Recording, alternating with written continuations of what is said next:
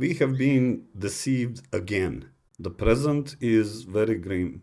The future even grimmer. I don't know what's happened to Joe Biden, the current president of the United States. He screwed up. Welcome to the jungle and its laws.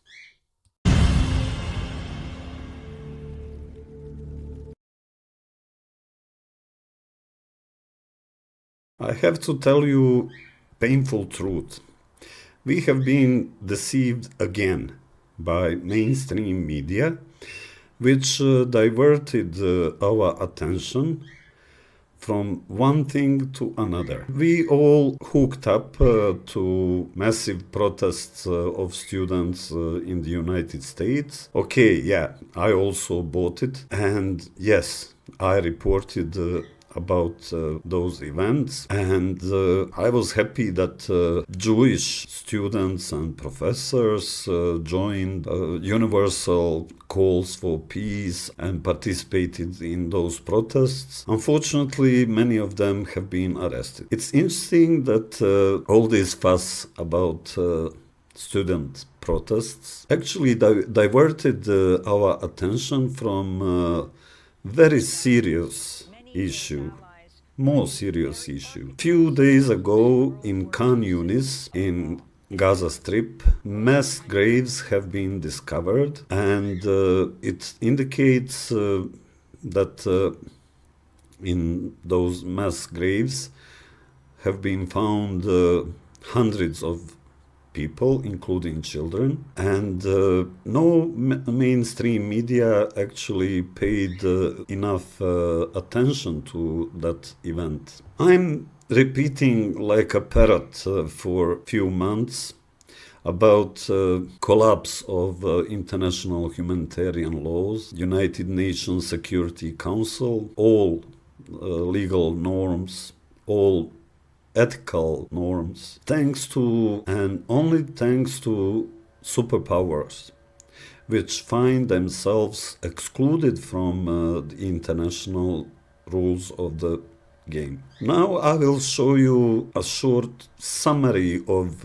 about 40 videos where I indicated and wanted to alarm the public about decline of international humanitarian laws and irresponsible behavior of superpowers. This summary will not be presented by me. I will use Amnesty International, main person in charge, and she will tell you the main message of this channel. Since October 7, we have been documented a plethora of violations committed first by Hamas and then by the Israeli authorities. But in particular, the Israeli authorities have been, have committed an extraordinary amount of violations of international law.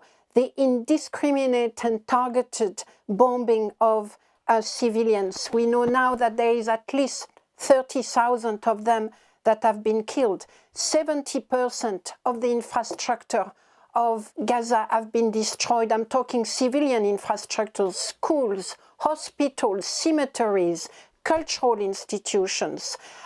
We know that there has been the highest number of journalists killed in any conflict, the highest number of humanitarian workers killed in any conflict. We know that famine is being used as a weapon of war. We know that collective punishment has been waged against the Palestinian people. And we also now know of clear evidence of extrajudicial killings, as highlighted by the discovery of those mass graves that are coming on top of all the detentions and use of torture and ill treatment. So the scale of the violations committed over the last 6 months is unprecedented. And I want to insist on that. It is unprecedented. The harm to civilians is unprecedented. And what is making matters worse is that this is all broadcasted every day in front of our very eyes, and yet nothing is being done to prevent that bloodshed. The United States has been using its right of veto at the Security Council to prevent any kind of meaningful intervention. It has shielded Israel from the denunciation that was required. It has protected them. It has pretended for the longest period of time that no violations were committed. This is why Amnesty International is concluding that the international system is on the brink of collapse right now. International law is not just violated. People who are violating international law are justifying their violations. And that means they are pretending that international law either has no meaning or does not apply to them. But whatever intention they have, the outcome is the emptying out of international law, the emptying out of the Geneva Convention that were supposed to regulate war, the emptying out of the Genocide Convention, the emptying out of the Universal Declaration of Human Rights, and the completely uselessness of the Security Council. We have an International Court of Justice that could play a role, and yet its rulings are being ignored. So all in all, coming on the heels of Russia's aggression of Ukraine, the only conclusion that we can reach is that the international system is collapsing and that the world is being plunged back to where we were promised will happen never again. So, welcome to the jungle and its laws. What do you think? You can leave your comments and open discussion. I encourage you to subscribe to this channel and support my work if you want.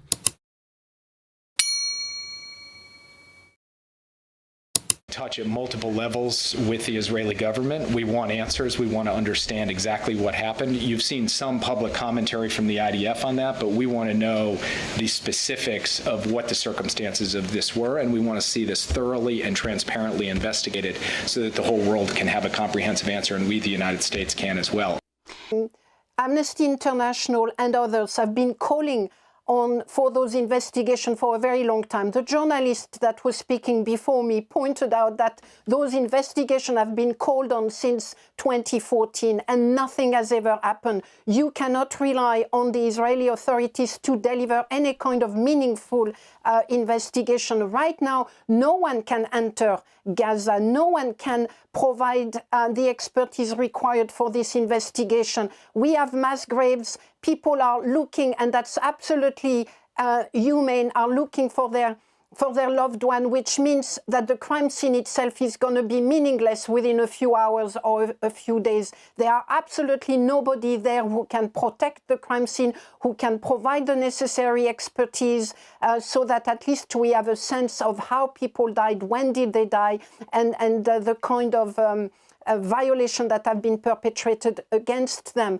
So yes, we want an investigation, but I don't think this is a genuine demand for an investigation. People know that mass graves are extremely fragile, and right now there are probably no crime scene left to be investigated effectively. But we don't need that investigation to conclude that Israel has been committing war crimes after war crimes after war crimes. We have plenty of evidence since October 7 of many of those violations. We at Amnesty International have documented with good evidence indiscriminate shelling of civilians. We know from people on the ground that almost all civilians' infrastructures have been destroyed, and this cannot be justified just by the notion of military objective, of military necessity. We have the evidence required to conclude that Israel has, repeatedly, to an extent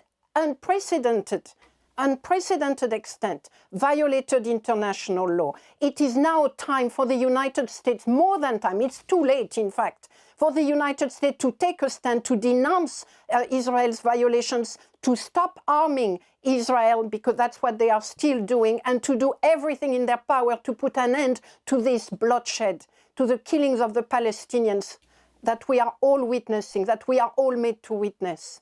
By so doing, the United States is making itself complicit to some of the worst possible crimes being committed right now.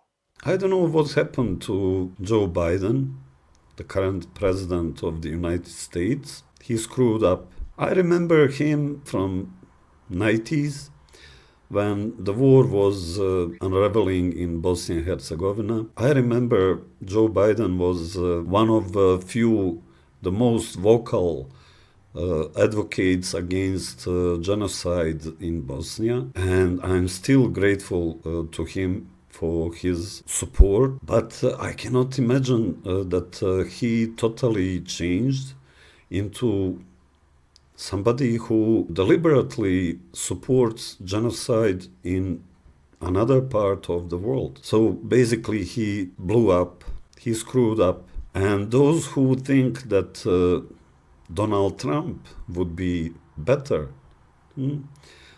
take a look. So if you re-elect in a few months once again to be the president, and Israel still may be in a war, how would you help Israel? Well, look, there has been no president better to Israel than me. Well, that's because you fought back. And when you fought back, and I think Israel made a very big mistake, and I see it, and I saw it every night, and I wanted to call them and say, don't do it.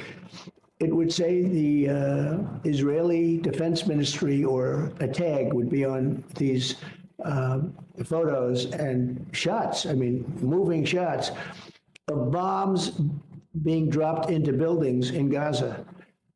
And I said, ooh, that's a terrible portrait. It's a very bad picture for the world. The world is seeing it. The present is very grim.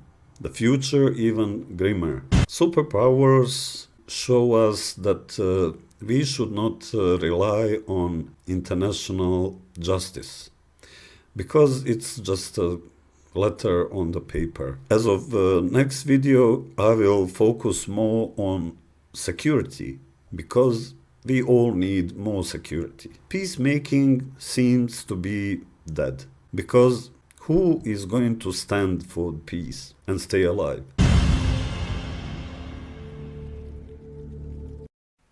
See you.